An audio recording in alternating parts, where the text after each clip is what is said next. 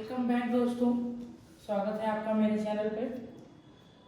हम financial accounting की series आगे बढ़ा रहे थे, जिसमें आज हम बहुत ही ज़्यादा इम्पोर्टेंट टॉपिक डिस्कस करने वाले हैं, जो कह सकते हैं हमारे अकाउंटिंग की नींव है, बेसिक है, एंड जिसके बेस पे हमारा अकाउंट्स खड़ा है, जो कि है अकाउंटिंग प्रिंसिपल्स, जो इस नाम से ज़्यादा पॉपुलर है, जिसका शॉर्ट नेम है गाप, बट इसका फुल फॉर्म होता है जनरली एक्सेप्टेड अकाउंटिंग प्रिंसिपल्स।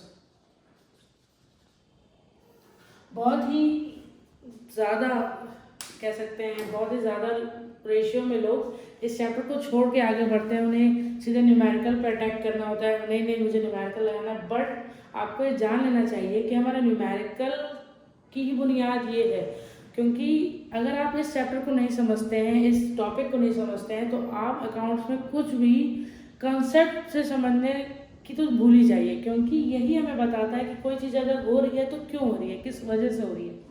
तो जो रूल्स रेगुलेशंस हैं अकाउंट्स के, जो फॉलो अप होते हैं अकाउंटिंग में, वो यही है।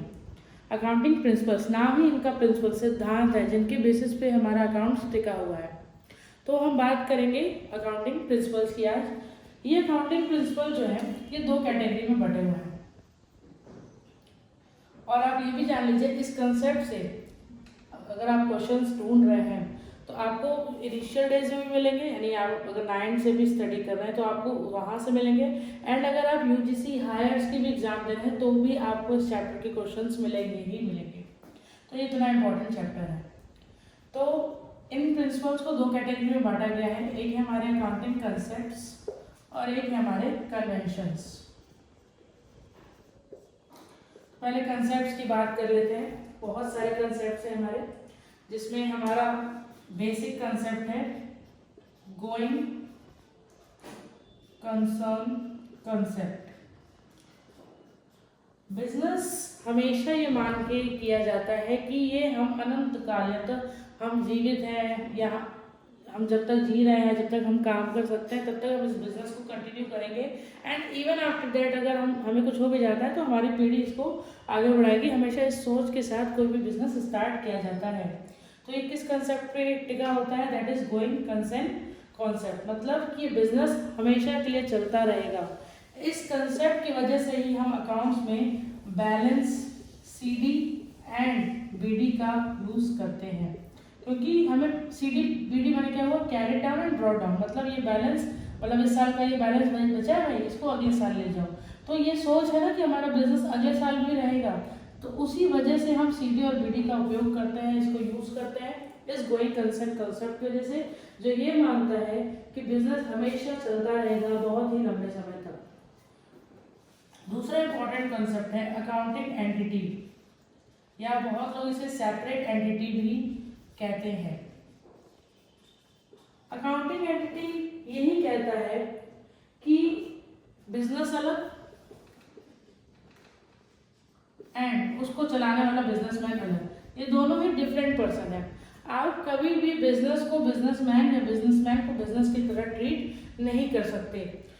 यानी तुम भाई अलग, तुम हमें मतलब बिजनेस कह रहा है भाई तुम मेरे मालिक ठीक हो, लेकिन मैं तुम नहीं हूँ। तुम मुझे पैसा दे रहे हो काम करने के लिए, जिसकी वजह से मैं तुमको उस पैसे के बदले प्रॉफिट कमा के दे रहा हूँ। तो तुम अपना पैसा रखो अपने पास, बट मैं उसको यूज कर रहा हूँ। तुम अलग हो, मैं अलग हूँ। अगर मैं सेल करता हूँ तो तुम्हारी सेल नहीं है, या तुम कोई लोन लेते हो तो वो मेरा लोन नहीं है। क्लियरली बात करता है अकाउंटिंग एंटिटी, मतलब अकाउंट्स में बिजनेस और बिजनेसमैन को अलग अलग रखा गया है। इसी वजह से इसे सेपरेट एंटिटी कंसेप्ट भी कहते हैं। इसी कंसेप्ट की वजह से हम बिजनेस में कैपिटल और ड्राइंग शब्द का प्रयोग करते हैं। कैपिटल वो पैसा जो बिजनेसमैन ने बिजनेस को दिया है, एंड ड्राइंग वो पैसा जो बिजनेस ने बिजनेसमैन को दिया है यूज करने के लिए।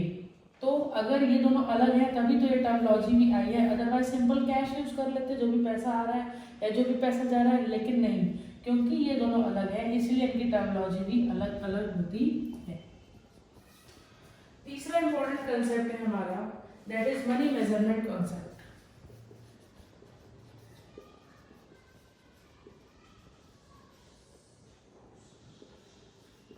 मनी मेजरमेंट कंसेप्ट ये कहता है कि हम अकाउंट्स में सिर्फ उन्हीं को रिकॉर्ड करते हैं जिन्हें हम मनी में नाप सकते हैं। जिनकी कोई वैल्यू नहीं होती उनको हम अकाउंट्स में रिकॉर्ड नहीं कर सकते। एग्जाम्पल, मैनेजर बीमार हो गया, इसकी आप क्या अकाउंटिंग एंट्री करेंगे? क्यों? क्योंकि आप इसे मनी में मेजर ही नहीं कर सकते। ठीक है, तो अकाउंट में सिर्फ वही चीजें जाती हैं जिनको हम मनी में मेजर कर सकते हैं। देन आता है हमारा अकाउंटिंग पीरियड कंसेप्ट, यानी अकाउंट्स की जो भी रिकॉर्डिंग होगा, जो भी हिसाब किताब होगा, एक निश्चित अवधि के लिए होगा, फिक्स टाइम के लिए होगा। सपोज ये 2 महीने के लिए भी हो सकता है, 6 महीने के लिए भी हो सकता है, या साल भर के लिए, 2 साल भर के लिए, मतलब जितने के लिए भी करो, लेकिन उसका एक समय निर्धारित कर दो कि इतने से इतने समय तक के लिए मेरा अकाउंट्स का हिसाब होता है। आइडियली जो आप रियल वर्ल्ड में देखेंगे वो आपको 1 साल के लिए मिलेगा। ठीक है, वो कब से कब तक होता है? आपको बिजनेस में जनरली 1 अप्रैल से 31 मार्च तक अकाउंट्स रिकॉर्ड करने का हिसाब मिलेगा। किसकी वजह से? अकाउंटिंग पीरियड कंसेप्ट की वजह से, कि एक निश्चित अवधि मान लो जिसके बीच आप अपने जिस समय से जिस समय तक आप अपने रिकॉर्ड्स रखोगे। फिर नेक्स्ट आता है मैचिंग कंसेप्ट।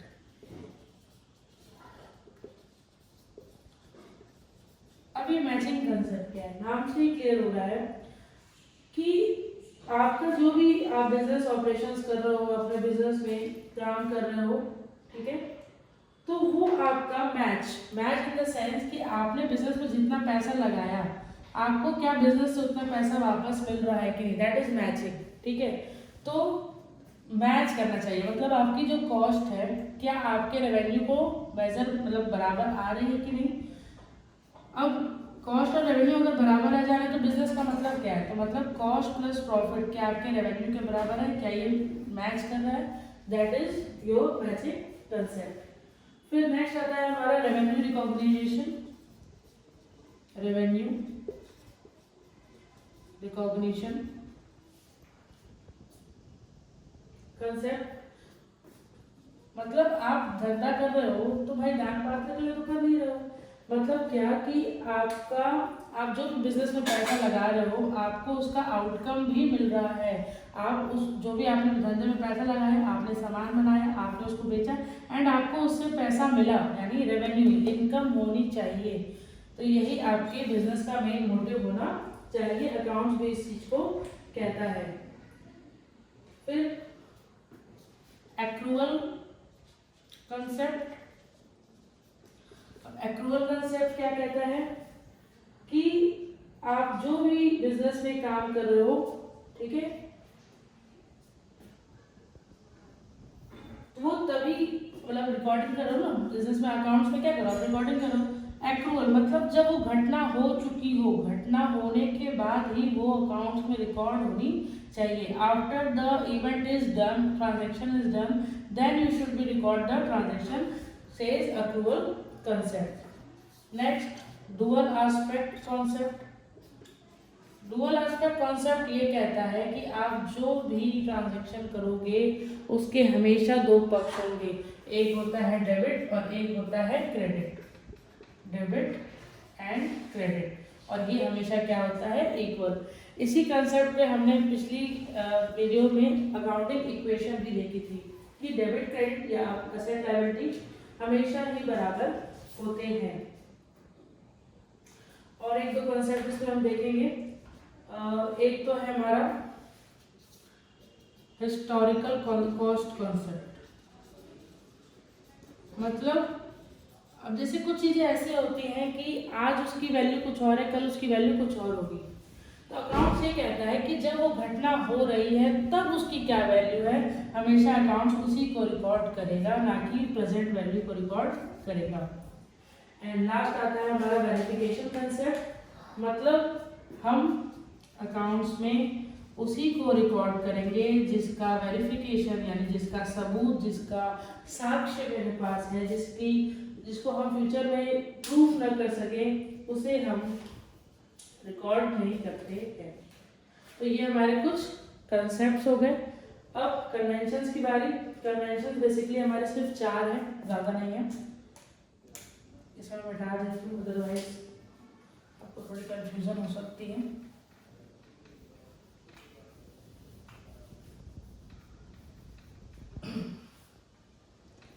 तो कन्वेंशंस कौन से हैं बेसिकली? पहला जो कन्वेंशन है हमारा वो होता है convention of full disclosure. Full disclosure. Next होता है मटेरियलिटी, फिर होता है कंजर्वेटिज्म, एंड लास्ट होता है हमारा कंसिस्टेंसी। कंजर्वेटिज्म को प्रूडेंस भी कहते हैं, इस नाम से इससे बहुत क्वेश्चन अराइज होते हैं। प्रूडेंस क्या है ये कन्वेंशंस, ये क्या कहते हैं? फुल डिस्क्लोजर मतलब जो हो रहा है पूरी तरह दिखाओ, आधी अधूरी इंफॉर्मेशन अकाउंट्स में नहीं चलेगी। फुल मतलब पूरी तरह से जो हुआ है उसको एग्जैक्टली वैसा और पूर्णतः दिखाया जाए। मटेरियलिटी जो आवश्यक है, जो ज़रूरी है अकाउंट्स में, उन्हीं को चीज़ों को रिकॉर्ड करें। जो अनावश्यक चीज़ें हैं जो बिजनेस को इफेक्ट नहीं करती बट वो बिजनेस को इन्फ्लुएंस कर सकती हैं, हमारे डिसीजंस को चेंज कर सकती हैं, लेकिन वो बिजनेस के लिए ज़रूरी नहीं है, तो ऐसी चीज़ों को हम रिकॉर्ड नहीं करते। कंजर्वेटिज्म, कंजर्वेटिज्म बहुत ही इंपॉर्टेंट और बहुत ज़्यादा पूछा जाने वाला क्वेश्चन है। ये बस इतना कहता है कि अगर आपको फ्यूचर में लॉस होने का डर है तो आप उसकी तैयारी पहले से रखो, जिसकी वजह से इसी कंसेप्ट की वजह से हमारे बिजनेस में प्रोविजंस और रिजर्व जैसी चीज़ें होती हैं। क्योंकि ये बोलता है कि अगर आपको थोड़ा सा भी लग रहा है कि बिजनेस में लॉस होने का डर है या किसी तरह की आपदा, किसी तरह की विपदा आने का डर है, किसी तरह की अनसर्टेनिटी होने का डर है पर्टिकुलर चीज़ों से रिलेटेड, तो आप उनके प्रोविजन रिजर्व यानी उनकी तैयारी रखो, ताकि वो चीज़ें अगर घटित होती हैं तो आपको ज़्यादा नुकसान ना हो। लेकिन अगर आपको फ्यूचर में प्रॉफिट होने की भी संभावना है तो आपको उसकी तैयारी रखने की ज़रूरत नहीं है। यानी लॉस होने का खतरा है तो आप तैयारी रखो, बट अगर प्रॉफिट होने वाला है तो उसके लिए कुछ भी करने की ज़रूरत नहीं है, क्योंकि प्रॉफिट होगा तो अच्छी बात है, उसका तो जो अवेलेबल बेस्ट ऑप्शन होगा हम यूटिलाइज करेंगे। बट अगर अचानक से लॉस आ जाता है तो उसके लिए हमें पहले से प्रिपेयर रहना चाहिए। ये हमारा कंजर्वेटिज्म का कन्वेंशन कहता है। एंड लास्ट कंसिस्टेंसी, जो हो उस पर टिके रहो। हर साल नई चीज़ें बीच में अल्टरेशन करना ये अच्छी संकेत नहीं होते हैं अकाउंट्स के लिए। अकाउंट्स ऐसी चीज़ है जिसमें कई सारे मेथड्स, मैथोलॉजी, रूल्स या आप कह लो प्रोसेस, प्रोसीजर्स होते हैं, बट अकाउंट्स हमारे प्रिंसिपल्स ये कहते हैं कि आप जो रहो उस पर टिके रहो। अदरवाइज आप जब बहुत सारे चेंजेस करोगे तो आप सिर्फ ना कि अकाउंटिंग को, अपने पूरे बिजनेस को मतलब कह सकते हो परेशान करने वाली बात आ जाती है। एक छोटा सा एग्जांपल लेते हैं ताकि आप लोगों को समझ में आए मैं क्या कह रही हूँ। जैसे इंटरेस्ट, एक एग्जांपल जो मैं इंटरेस्ट इसलिए ले रही हूँ कि वो ज़्यादातर बच्चे उस नाम से वाकिफ़ होते हैं। इंटरेस्ट क्या होता है? इंटरेस्ट जो पैसे पे ब्याज, हमारा जो चाहे हम लोन ले रहे हैं तो भी हम ब्याज देते हैं, चाहे हम किसी को लोन दिए तो हम उससे ब्याज लेते हैं। तो इंटरेस्ट निकालने का कई तरीका होता है। एक हमारा सिंपल मेथड होता है कि सिंपल इंटरेस्ट, एक कंपाउंडिंग इंटरेस्ट होता है ना। तो सिंपल इंटरेस्ट क्या कहता है कि बस एक फिक्स अमाउंट डिसाइड कर लिया, हर साल उस पर हम उतना परसेंट ले लेंगे। कंपाउंडिंग ये कहता है कि हम इंटरेस्ट पे भी इंटरेस्ट लेंगे, राइट। तो ये कंसेप्ट हमारा बस इतना कह रहा है कि अगर तुमको सिंपल इंटरेस्ट लेना है तो तुम हर साल सिंपल इंटरेस्ट लो, तुमको कंपाउंड इंटरेस्ट लेना है तुम कंपाउंड इंटरेस्ट लो, कोई दिक्कत नहीं है। बट हर साल 6 महीने पे ये चेंज करना कि नहीं इस साल कंपाउंड, इस साल सिंपल, इस साल कम, तो वो चीज़ सही नहीं है। मतलब कंसिस्टेंट रहो, नियमित रहो, जो हो शुरू से उस पर रहो, अंत तक उस पर रहो। हाँ, अगर आपकी कोई ऐसी कंडीशन आ जाती है कि आपको चेंज करना पड़ रहा है तो ठीक है, कोई दिक्कत नहीं है, बट उसको बार बार चेंज करना वो बिजनेस के लिए सही नहीं है। तो ये हमारे क्या है, अकाउंटिंग प्रिंसिपल्स है जो कि हमारे अकाउंट्स की स्टडी के लिए बहुत ज़्यादा, बहुत मतलब मोस्ट इम्पॉर्टेंट चीज़ें हैं। लेकिन बच्चे इसको जनरली छोड़ के चले जाते हैं, अवॉइड करते हैं कि अरे तो थ्योरी चैप्टर है, बट नहीं, ये बहुत ही ज़्यादा इम्पोर्टेंट चैप्टर है और इसे आपको अच्छे से समझ लेना चाहिए। और हमारे अगर आपको वीडियोस अच्छे लग रहे हो तो इस चैनल को प्लीज़ फॉलो, सब्सक्राइब करिएगा ताकि और आगे वीडियोस मैं आपको देती रहूं और अपने आप कॉन्सेप्ट्स और अच्छे कर सकें। Thank you.